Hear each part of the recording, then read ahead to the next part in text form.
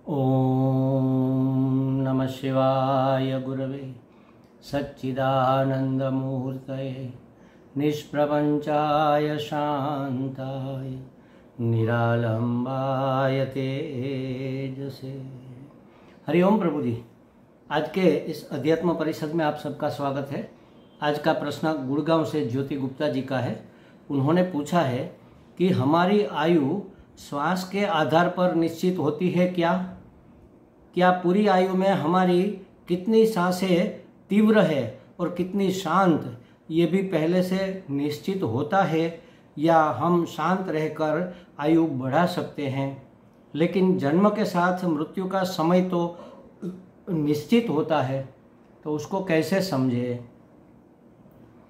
तो देखो प्रभु जी, पहले तो ये समझ ले कि हमारी आयु समय से निश्चित नहीं होती। हमारे कितने श्वास चलेंगे यह निश्चित होता है। इसीलिए देख लो आप, जब कोई मर जाता है तो हम क्या कहते हैं? उसके प्राण चले गए, उसका समय चला गया ऐसा नहीं कहते, उसके प्राण चले गए। क्योंकि प्राण का पान अपान माने सांस का आना जाना ही हमारे जीवन की अवधि निश्चित करता है। हमने जब जन्म लिया तो हमें कौन कौन से कर्म का फल भोगना है, शुभ कर्मों का फल सुख कहाँ कहाँ कैसा कैसा सुख भोग करना है, और अशुभ कर्म का फल दुख हमें कहाँ कहाँ किस किस रूप में भोगना है, और उस सुख दुख के भोग में कौन निमित्त बनेगा, ये हमारे ऋणानुबंध के अनुसार निश्चित होता है। और उसी के अनुसार उस ऋणानुबंध वाले लोगों के बीच में उस स्थान में हमारा जन्म होता है। और तीसरा, हमारी कामनाओं की पूर्ति कहाँ पर हो सकती है और कितने समय में ये कामना पूर्ति और ये फल भोग जो पके हुए हैं, जिसको प्रारब्ध कहते हैं कि भाई इतने फल पक गए तो इतने फल भोगने के लिए इतना सांस जरूरी है। मतलब अब सांस को भी समय में परिवर्तित किया गया है, नापा गया है। परिवर्तित मतलब नापा गया। हमारे यहाँ गुजरात में एक गंगा सती करके एक महान भक्त योगी ज्ञानी, जो भी कह लो आप कह सकते हो, बिल्कुल अनपढ़ थी, शायद अनपढ़ थी, ज़्यादा पढ़ी लिखी नहीं होगी तो भी अनपढ़ ही समझ लो। ऐसे एक महान संत हो गई गंगा सती। उसने भजनों में योग शास्त्र के, ज्ञान के और भक्ति के ऐसे ऐसे रहस्य भर दिए हैं कि उसके ऊपर आज कई बार यूनिवर्सिटियों में पीएचडी की डिग्री का संशोधन हो रहा है, हो भी गया है कई अंकों का। उसने एक भजन में लिखा है कि काल माने मृत्यु, इसीलिए काल माने समय भी कहा जाता है। तो समय में हम अपने आयुष्य को नापते हैं। काल आपके 21,600 श्वासों को खा जाएगा। 21,600 को काल खाएगा रे, ऐसा उसके भजन में आता है। तो मतलब एक दिन में हम 21,600 नॉर्मल श्वास ले सकते हैं। अब ये अंक भी देख लो, 21,600 माने 2 + 1 + 6 + 0 + 0 = 9। ये 9 होता है, 9 पूर्णांक है। जब 21,600 पूरे होते हैं तो हमारा एक दिन पूरा होना चाहिए, अथवा तो एक दिन में 21,600 सांस हमें लेनी चाहिए। इससे अगर ज़्यादा ली तो हमारे निश्चित जो सांस है वो जल्दी ख़त्म हो जाएंगे, और इससे अगर हमने कम ली तो हमारे समय अवधि बढ़ जाएगी। इसलिए हमने सुना है, आप सबने सुना है, हमारे शास्त्रों में लिखा है कि उस ऋषि ने 1,000 वर्ष तप किया, 10,000 वर्ष तप किया। कैसे हो सकता है इतना लंबा आयुष्य? चलो थोड़ा इस युग से तो थोड़ा ज़्यादा ही होगा, लेकिन फिर भी 10,000 साल तक, 1,000 वर्ष तक जिंदा रहना, क्या रहस्य है इसका? तो 21,600 सांस जब हम लेते हैं तब हमारे श्वास की गति जो होती है वह नॉर्मल मानी जाएगी और उस हिसाब से एवरेज आयुष्य मनुष्य का 100 वर्ष का तय किया गया इस कलयुग में। द्वापर युग में थोड़ी ज़्यादा थी, उससे पहले थोड़ी ज़्यादा थी, सतयुग में तो बहुत ज़्यादा आयुष्य थी। तो उस समय के सतयुग के ऋषि शायद उस समय एवरेज आयुष्य 1000 साल की होगी, पता नहीं, तो ज़्यादा जिंदा रहते होंगे।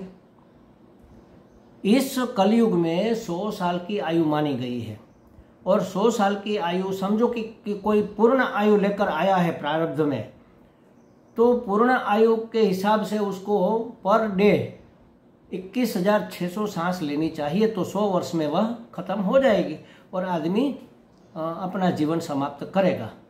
अब अगर हम सांस को लंबा करते हैं, मतलब धीरे धीरे लेते हैं, नॉर्मल जो लेते हैं उससे बहुत कम धीरे धीरे शांत सांस हमारी चलती है, तो पूरे दिन में 21,600 सांस नहीं होगी, 21,000 होगी, 600 समझो कि बच गई। आज 600 बची, काल 600 बची, परसों 600 बची, तो थोड़े दिनों में तो एक दिन लंबा हो जाएगा, एक दिन बढ़ जाएगा। ऐसा करते करते साल में कितने दिन कितने महीने बढ़ जाएंगे। और अगर इससे भी हमारी सांस स्लो हो गई, लंबी हो गई, स्लो होना माने लंबी होना, जैसे समझो कि 21,600 सांस है तो यहाँ से हमारी सांस निकलती है तो एक रुई लेते हैं, उसको पतला करके रखते हैं कि कहाँ तक वो हिलती है, तो 21,600 के हिसाब से ये क्या कहते हैं इसको, एक बेंत और 2 उंगल माने 2 उंगल माने 2 इंच समझ लो, तो 11 इंच हमारी सांस लंबी 11-12 इंच चलती है 21,600 के हिसाब से। लेकिन योगी की सांस कितनी चलती है? ध्यान में बैठे तब नहीं, चलते फिरते बातें करते खाते सोते जागते उस समय उसकी सांसें 16 इंच तक लंबी ऐसे जाती है, तो 4-5 इंच दीर्घ हो गई सांस, माने इतनी धीमी चलेगी, माने इतनी कम लेनी होगी पूरे दिन में, 21,000 नहीं होगी, 18,000 होगी, 15,000 होगी, पता नहीं।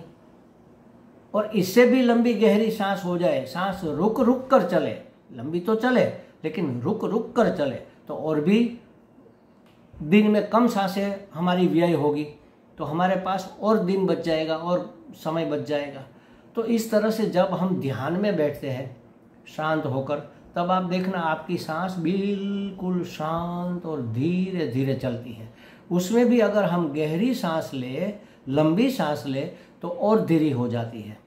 और जब हम ध्यान में नहीं बैठते और कोई विषय के पीछे कोई कार्य कर रहे होते हैं, तो हमारी सांस जल्दी जल्दी चलती है। और आजकल हमारी सांसें तो 12 इंच क्या 5-6 इंच से ज़्यादा लंबी चलती ही नहीं, ऐसी हमारी सांसें चलती है। तो एक दिन में 21,600 के बदले 25,000 हमारी सांसें हो जाती है, 50,000 हो जाती है। ऐसा कब होता है? जब हमारे मन में शांति नहीं होती तब। जब मन शांत होता है तो सांस धीमी चलती है, और जब शांति और जागृति होती है तो सांस धीमी और लंबी चलती है। लेकिन मन में जब शांति नहीं है तब सांस छोटी चलती है, जल्दी जल्दी चलती है। कब मन में शांति नहीं होती?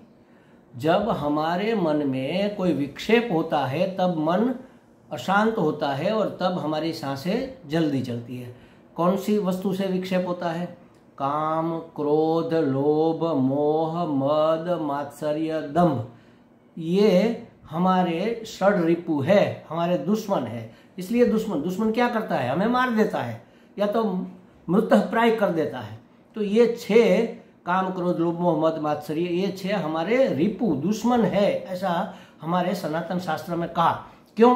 क्योंकि ये हमारी सांसें खा जाते हैं। जब हमें काम व्याप्त होता है, जब क्रोध व्याप्त होता है तो हमारी सांसें फूलने लगती है। क्रोध जब व्याप्त होता है तो ऐसे हम हाँफने लगते हैं। काम व्याप्त होता है तो हमारी सांसें फिसल जाती है। लोभ व्याप्त होता है तो हमारी सांसें, मतलब इन सभी विकारों में हमारे मन में अशांति और विक्षेप पैदा होता है, तब हमारी सांसें जल्दी जल्दी चलने लगती है। किसी का बुरा चाहेंगे तो हमारे अंदर ऐसे केमिकल रिएक्ट होंगे, ऐसी ऊर्जा पैदा होगी जो हमें विक्षिप्त करेगी, हमारे मन में अशांति पैदा करेगी। कभी कभी किसी कारण के बगैर हम अशांत होते हैं, मतलब हमारे भाव शुद्ध नहीं है इसलिए अशांति हुई। किसी के प्रति भी लोभ जब व्याप्त होता है, जब स्वार्थ आता है, तो सांसें नॉर्मल नहीं रहती, मन नॉर्मल नहीं रहा। मन और सांस जुड़े हुए, मन और प्राण एक दूसरे के साथ जुड़े हुए, इसलिए तो प्राणायाम का महत्व है। प्राणायाम करके अपनी सांसें कंट्रोल में कर लो, प्राण वीक्षण करके अपनी सांसें शांत कर लो, शुद्ध कर लो, पवित्र कर लो, ताकि लंबी और गहरी चले, धीरे चले, शांति से चले, ताकि एक दिन के अंत में हम थोड़ी सांसें बचा सके और हमारी आयु लंबी हो जाए। तो अगर आयु लंबी हो गई समझ लो, तो उस समय हम क्या भोगेंगे? सुख भोगेंगे, दुख भोगेंगे, सब लंबा हो जाएगा ना। अब अगर हम शांत है और दुख आता है तो ज़्यादा दुखी नहीं कर पाएगा, क्योंकि हम शांत है, शुद्ध है, पवित्र है, तो दुख हमें दुखी, और सुख आएगा तो वो लंबे समय तक टिकेगा, क्योंकि हमारी आयु लंबी हो गई। तो इतनी लंबी आयु में हमें इतने सुख दुख भोगने हैं, तो सुख जितने भोगने हैं उसका टाइम पीरियड लंबा हो गया। मन में शांति रहेगी, मन में प्रसन्नता। सुख आता है तब क्या होता है? मन प्रसन्न होता है, तो मन में प्रसन्नता रहेगी। दुख आता है तब क्या होता है? हम विक्षिप्त हो जाते हैं और परेशान हो जाते हैं, दुखी हो जाते हैं। लेकिन मन अगर शांत है, क्योंकि हमारी आयु लंबी होगी, क्योंकि हमने सांस धीमी ली, लंबी ली, गहरी ली, तो हमारी आयु भी लंबी होगी, सांस भी सांस जब लंबी है तो मन शांत रहेगा। शांत मन के समय दुख आता है, प्रसन्न जब हम है तब दुख आता है, तो हमें ज़्यादा दुखी नहीं कर पाता। देखो, सुखी दुखी होने का ये उत्तम उपाय है, आयुष्य बढ़ाने का ये उत्तम उपाय है, प्रसन्न रहने का ये उत्तम उपाय है। हमारे शास्त्र में सब उपाय दिए हुए हैं। तो जितनी गहरी और लंबी और धीमी सांसें होगी हमारी, उतना हम ज़्यादा प्रसन्न रह सकेंगे, उतना हमारा सुख दुगुना हो जाएगा, उतना हमारा दुख आधा हो जाएगा, उतनी हमारी आयु लंबी हो जाएगी। लेकिन ऐसा कब होगा? जब मन प्रसन्न होगा तब। मन प्रसन्न कब होगा? जब मन में विक्षेप नहीं होंगे तब। मन में विक्षेप कब नहीं होंगे? जब हमारे अंदर काम, क्रोध, लोभ, मोह, मद, मात्सर्य, दंभ इत्यादि को हम प्रवेश नहीं करने देंगे तब। इसीलिए इसको आसुरी संपत्ति कहा है। ये असुर है। असुर क्या करते हैं? मार देते हैं। ये हमारे रिपु है, दुश्मन है, हमें घायल कर देते हैं, हमें विक्षिप्त कर देते हैं, हमारी सांसें छीन लेते हैं। हमारी सांसें छीन गई मतलब हमारा आयुष्य छीन गया। तो ये अध्यात्म मार्ग के काम ऐश क्रोध ऐश, ये काम और क्रोध और लोभ ये नरक के द्वार माने गए हैं, माने दुख के द्वार। विक्षिप्त है तो और ज्यादा दुखी करेगा। तो ये नरक के द्वार है और ये हमारी अध्यात्म यात्रा के पथ के लुटेरे हैं, ऐसा गीता जी ने कहा। ये लुटेरे हैं। क्या लूट लेते हैं? काम, क्रोध, लोभ, मोह, मद, मात्सर्य क्या लूटते हैं? हमारे मन की शांति को लूट लेते हैं, हमारी प्रसन्नता को लूट लेते हैं, हमारे सांसों को लूट लेते हैं, माने हमारे आयुष्य को क्षीण कर देते हैं। जो बहुत व्यसन, और ये कैसे बढ़ता है? जैसे समझो व्यसन है, कोई सिगरेट पीता है, कोई दारू पीता है, तो उस समय मन विक्षिप्त तो होगा ना, उत्तेजित होगा। सिगरेट पीने से माइंड उत्तेजित होता है।